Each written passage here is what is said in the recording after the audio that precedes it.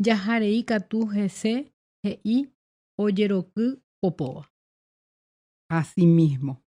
Resulta ser que muchas veces en la vida a uno se le presentan situaciones que no manejamos muy bien o cosas que sorpresivamente tenemos que vivir.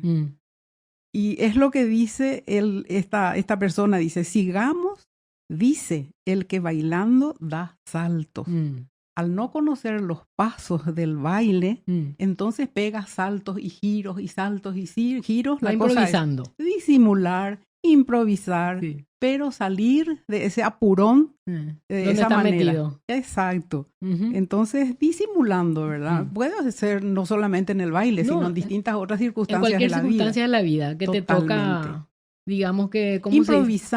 Improvisar. Y Exactamente. disimular, ¿verdad? Para Sí. no quemar, como se dice, para no quedar tan mal parados. Sí. Entonces, más o menos uno va siguiendo la corriente, ¿verdad? Perfecto, qué perfecta la frase, ¿no?